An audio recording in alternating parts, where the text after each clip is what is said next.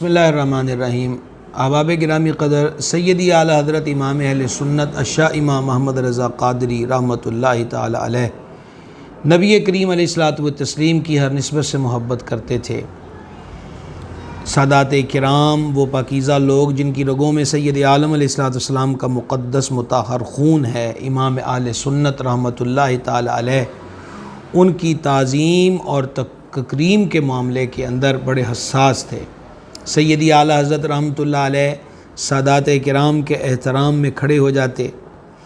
عید والے دن جو سید صاحب آپ سے مصافحہ کرتے، آپ کے تذکرے میں موجود ہے، اعلیٰ حضرت ان کی دستبوسی کرتے۔ سادات کرام کے بارے میں معلوم ہو جاتا کہ ان کو کوئی حاجت ہے، ضرورت ہے، پریشان ہیں، تو امام اہل سنت رحمۃ اللہ تعالی علیہ ان کی دنیاوی ضرورتیں پوری کرنے کی بھرپور کوشش کرتے۔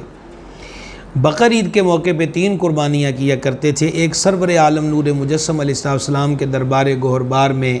ہدیہ ایصال پیش کرنے کی نیت سے، اور وہ قربانی جو حضور پر نور علیہ السلام کے نام اقدس سے ہوتی،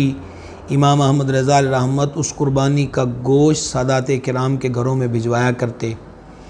آپ کی بزم اور محفل میں جب تبرک تقسیم ہوتا تو آپ نے یہ اصول قائم کیا ہوا تھا کہ سادات کرام کا حصہ دوہرا ہوگا،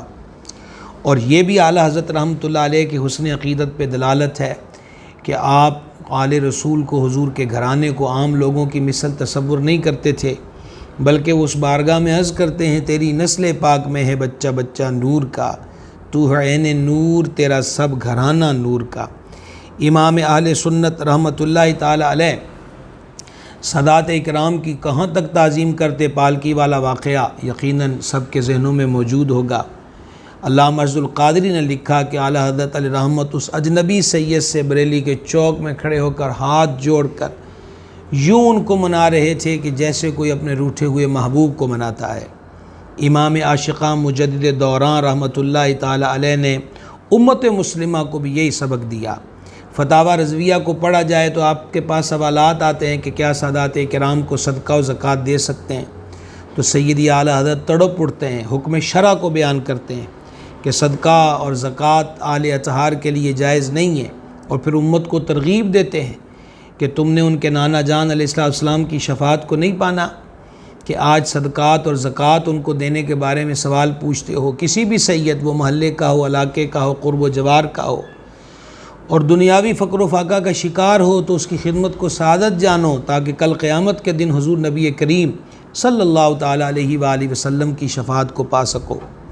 امام اہل سنت رحمۃ اللہ علیہ نے ادب کے دائرے میں رہتے ہوئے سادات کرام کی اصلاح و تربیت کا کردار بھی بڑے احسن طریقے سے نبھایا۔ ایک سید صاحب آپ کے پاس آئے، لیکن انہوں نے نبی پاک علیہ السلام کی عظیم سنت داڑھی شریف نہیں رکھی ہوئی تھی، تو آپ نے ان کو ان الفاظ کے اندر گزارش کی کہ شاہ صاحب، میں آپ کے نانا جی کا ڈاکیا ہوں، آپ کے نانا اور میرے مولا علیہ السلام نے فرمایا ہے کہ داڑھیاں بڑھاؤ، مونچھوں کو ہلکا کرو، اور میرے دشمنوں جیسی صورت مت بناؤ،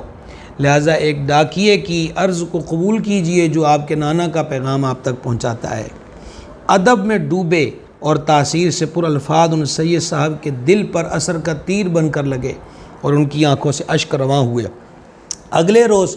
وہ اعلیٰ حضرت رحمۃ اللہ علیہ کی خدمت میں آئے تو داڑھی شریف کا خط بنوا کے آئے، اور مسکرا کے کہہ رہے تھے کہ دیکھیے، میں نے الحمدللہ اس سنت پر عمل کی نیت کر لی ہے۔ تو گویا امام اہل سنت نے ہم غلامان رضا کو ایک میسیج و پیغام دیا ہے کہ اگر سادات کرام کو دیکھیں کہ نماز میں کوتاہی کرتے ہیں، سنت پہ عمل کے معاملے میں کوتاہی کرتے ہیں، تو یہ نہیں ہے کہ ان کو تبلیغ نہیں کی جائے گی، ان کو سرکار علیہ السلام کا پیغام نہیں دیا جائے گا، ہاں ان کو پیار سے، محبت سے اور تعظیم اور ادب کے ساتھ سمجھایا جائے گا، تاکہ وہ بھی حضور پر نور علیہ السلام کی مبارک سنت پہ عمل کریں، اور فرائض و واجبات کی جو ادائیگی ہے وہ اس معاملے کے اندر ان سے کوتاہی سرزد نہ ہو۔ امام اہل سنت مجدد دین و ملت علیہ رحمت کے ہاں کوئی جلسہ، کوئی محفل ہوتی تو یہ آپ کے آباء و اجداد کا طریقہ رہا، اور اسی طریقے کو اعلیٰ حضرت نے نبھایا کہ سادات کرام کو محفلوں کے اندر اسپیشلی مہمان کے طور پہ بلایا جاتا،